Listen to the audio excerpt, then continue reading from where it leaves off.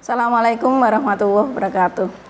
Anak-anak kelas 8, sekarang kita ketemu lagi, yaitu pada pelajaran IPA. Dalam kesempatan ini kita akan membahas tentang cahaya dan alat optik. Sebelum kita mulai pelajaran, kita awali aja dengan bacaan basmalah.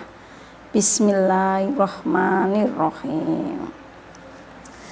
Anak-anak, kita dapat melihat benda di sekeliling kita itu ketika ada cahaya yang mengenai benda, dan benda tersebut dapat memantulkan cahaya dari benda ke mata kita.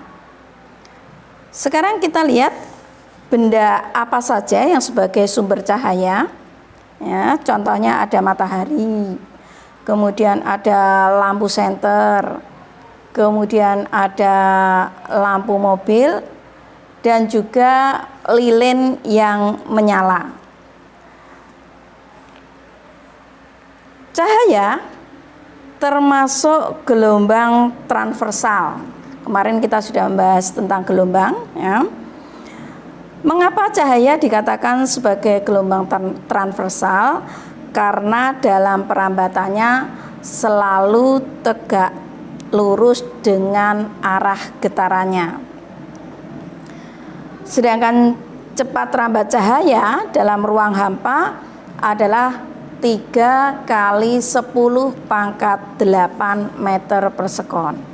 Sekarang kita lihat, ya, yaitu sifat-sifat cahaya. Yang pertama adalah mempunyai panjang gelombang antara 4.000 sampai 7.600 mikron. Kemudian mempunyai cepat rambat di ruang hampa, ya, yaitu 3 kali 10 pangkat 8 meter per sekon. Kemudian dapat dipantulkan atau refleksi, kemudian dapat dibelokkan atau dibiaskan. Jadi arah cahaya kalau misalnya dari udara ke air itu tidak lurus tapi dibelokkan, ya. Kemudian dapat dipadukan atau interferensi. Kemudian terusnya yang keenam, dapat merambat dengan lintasan lurus, kemudian juga memiliki energi, kemudian bersifat dualisme, yaitu sebagai gelombang dan sebagai materi. Benda, sumber cahaya itu adalah benda-benda yang memancarkan cahaya. Contohnya adalah ada bintang, ada lilin tadi yang menyala, kemudian matahari, kemudian lampu listrik. Sedangkan benda gelap itu yang tidak dapat memancarkan cahaya. Sekarang ada yang dimaksud dengan benda yang tak tembus cahaya, yaitu benda yang tidak dapat meneruskan semua cahaya yang diterima. Contohnya kayu, kemudian dinding batu, kemudian kertas tebal, dan juga buku. Kemudian yang benda tembus cahaya adalah yang benda yang dapat meneruskan sebagian cahaya yang diterima. Contoh ada kertas tipis, ada tisu. Kemudian benda yang bening itu yang dapat meneruskan cahaya atau seluruh cahaya yang diterima. Contoh ada plastik bening, ada kaca bening, kemudian air bening. Cahaya yang kita lihat sehari-hari itu disebut berkas cahaya, ya, yang merupakan kumpulan cahaya. Ya, jadi kumpulan cahaya menjadi satu. Nanti kalau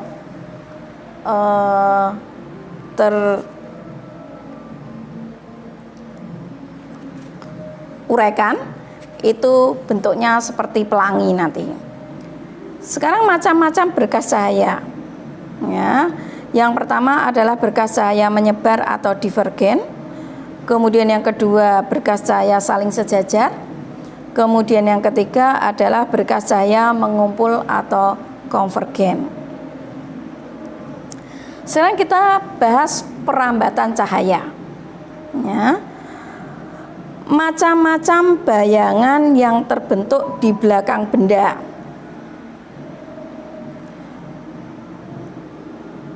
Pada keadaan gelap yang terkena cahaya akan membentuk bayangan. Ada dua macam. Yang pertama adalah bayangan inti atau umbra.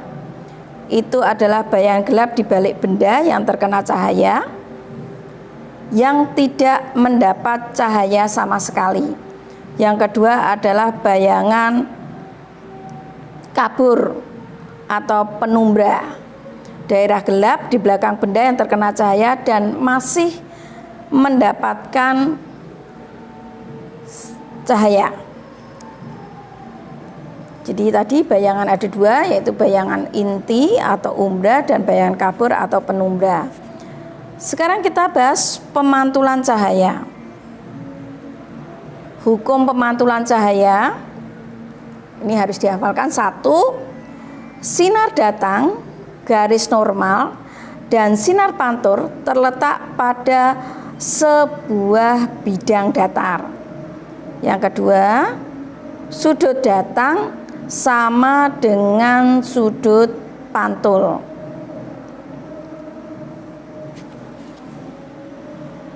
Sekarang kita lihat pembentukan cahaya. Ya. Jika sebuah benda diletakkan di antara sebuah sumber cahaya dan layar, diletakkan di sebuah sumber cahaya dan layar, maka akan terlihat daerah gelap pada layar yang disebut bayang-bayang. Sekarang macam-macam bayangan. Yang pertama adalah bayangan maya, yaitu bayangannya semu, tidak dapat ditangkap atau digambar oleh layar. Yang kedua adalah bayangan nyata, bayangan yang dapat ditangkap oleh layar. Sekarang kita bahas tentang pemantulan cahaya. Pemantulan cahaya pada cermin datar. Ada istilah titik benda dan ada istilah titik bayangan. Titik benda merupakan titik potong sinar datang, sedangkan titik bayangan merupakan titik potong sinar pantul. Kita lihat sifat bayangan pada cermin datar. 1, maya. Jadi bayangannya tidak dapat ditangkap oleh layar. Yang kedua, tegak. Ya. Jadi kalau lilinnya berdiri begini, maka di layar juga akan begini. Kemudian simetris, di mana jarak bayangan ke cermin akan sama dengan jarak benda ke cermin. Yang keempat, menghadap terbalik terhadap bendanya. Kita lihat ukuran cermin. Ukuran cermin datar minimum untuk dapat melihat bayangan seluruh anggota badan adalah setengah dari tinggi badan itu. Jadi kalau kita tingginya 150, maka minimal untuk kita terlihat penuh dari atas sampai kaki, maka tinggi cerminnya adalah 75 cm. Ya, jadi untuk dapat melihat seluruh badan, maka tinggi cerminnya adalah setengah dari tinggi badan kita. Sekarang kita lihat, jika dua cermin datang saling dihadapkan dengan membentuk sudut atau sudutnya alfa, maka banyaknya bayangan yang terjadi dapat kita cari dengan rumus N sama dengan 360 derajat dibagi alfa, ya, dikurangi 1. Ini contoh, dua buah cermin saling dihadapkan dengan sudut 60 derajat. Hitung banyaknya bayangan yang terbentuk. Kita jawab, ya. 360 dibagi alfa dikurangi 1. 360 sudut yang terbentuk adalah 60. 360 dibagi 60. 6 dikurangi 1 sama dengan 5. Jadi bayangan yang terbentuk adalah 5 bayangan.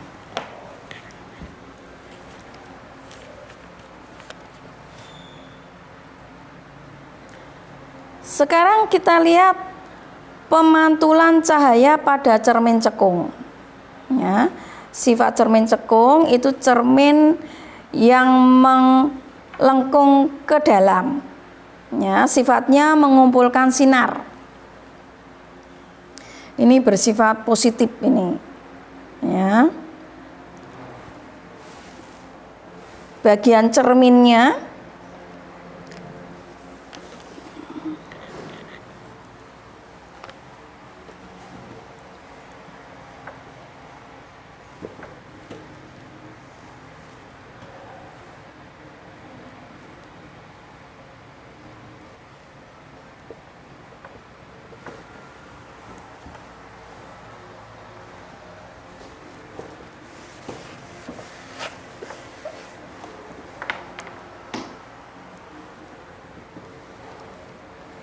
ini adalah ruang 1, ruang 2, di sini ruang 3. Ini ruang 4.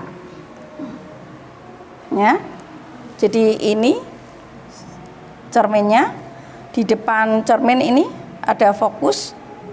Cermin ke fokus ruang 1, kemudian fokus ke pusat ruang 2, kemudian sebelum ke pusatnya ini ada ruang 3, sedangkan ruang 4 ada di belakang cermin.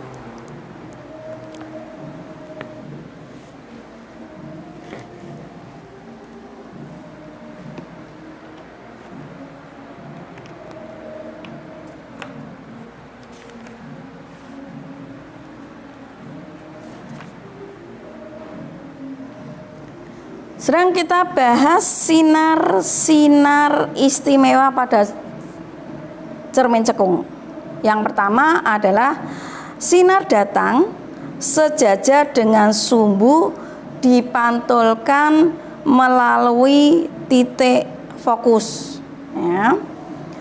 Yang kedua, sinar datang melalui titik fokus akan dipantulkan sejajar sumbu utama. Sedangkan yang ketiga, sinar datang melalui titik pusat kelengkungan cermin atau M akan dipantulkan ke titik itu juga.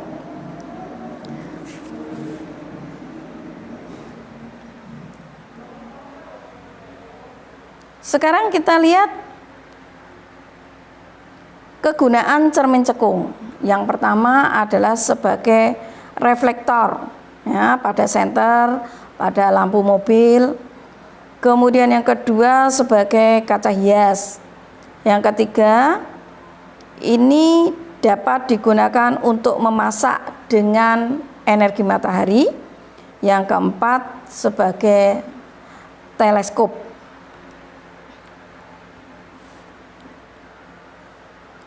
Sekarang kita lihat hubungan jarak benda dan jarak bayangan dan jarak fokus, ya, di mana rumusnya adalah 1/F sama dengan 1/S ditambah 1/SO, ya. 1/F-nya adalah jarak fokus, kemudian S-nya jarak benda ke cermin, kemudian SO-nya adalah jarak bayangan ke cermin. Kita lihat, ya.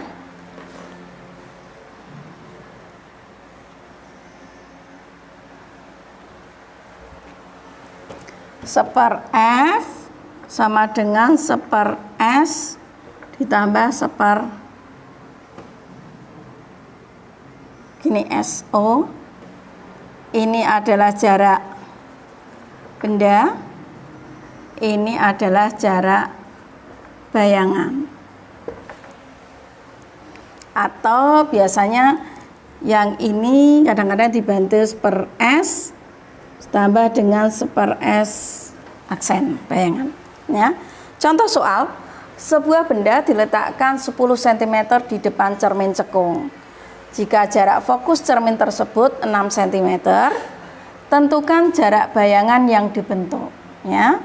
Jadi kita ketahui S-nya adalah 10 cm, fokusnya adalah 6 cm, ditanyakan S aksen ya, S bayangan, jarak bayangan. Kita masukkan, per F-nya adalah 1/6, S-nya 1/10, S aksennya kita cari 1/S aksen sama dengan 1/6 dikurangi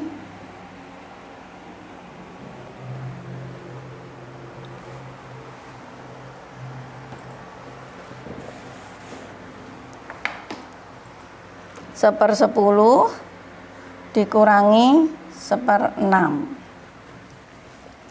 1/S aksen dibagi ini berapa? 30. Ini 3, ini 5. Sama dengan min 2 per 30. 1/S aksen sama dengan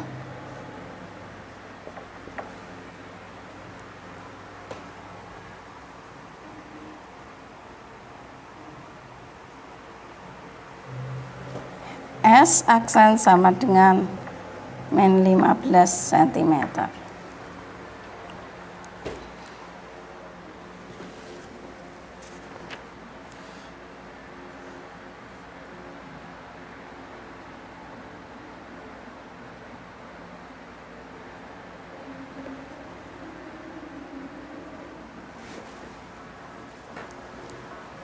Bentar. Oh, ini rumusnya, ini plus ya.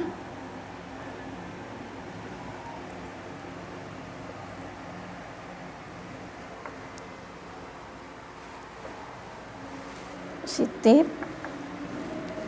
Berarti ini positif. Ya. Jadi jarak bayangannya adalah 15 cm. Sifatnya adalah nyata diperbesar terbalik ya. Sekarang kita lihat pada cermin cembung, yaitu cermin yang melengkung keluar. Titik fokus cermin cembung berada di belakang cermin sehingga bersifat maya dan bernilai negatif. Cermin cembung memiliki sifat menyebar. Kemudian 3 sifat istimewa pada cermin cembung ya. Yang pertama adalah sinar datang sejajar dengan sumbu utama akan dipantulkan seolah-olah dari titik fokus. Yang kedua, sinar datang menuju titik fokus akan dipantulkan sejajar sumbu utama. Yang ketiga, sinar datang menuju titik M, titik pusat, akan dipantulkan seolah-olah dari titik itu juga.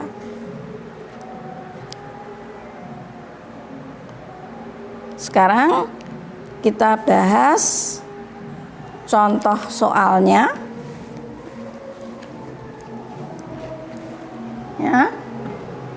Bayangan yang dibentuk sebuah cermin cembung setengah kali dari besarnya bendanya. Jika jarak bayangan itu 6 cm, hitunglah jarak fokus cermin tersebut ya. Ini diketahui M-nya adalah setengah kali kemudian jarak bayangannya 6 cm, ya. Ditanya jarak fokus, jawab. M sama dengan jarak bayangan dibagi jarak benda.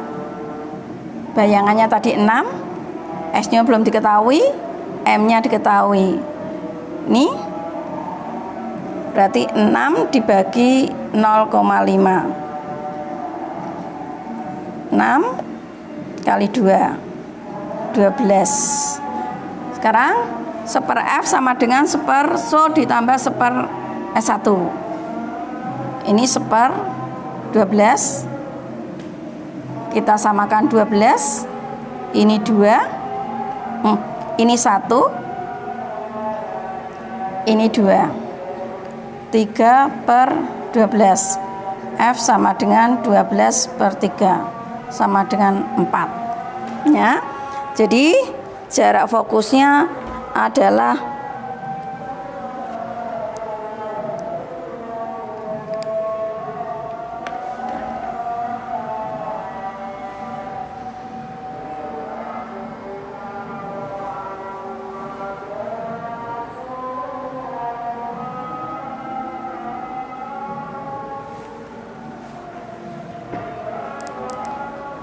oh iya, bahwa kita tahu bahwa F pada cermin cembung itu bersifat negatif.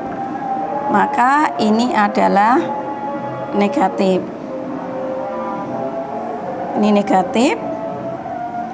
Maka 1 dikurangi 2 min 1. F-nya ini min 1, berarti F-nya min 12.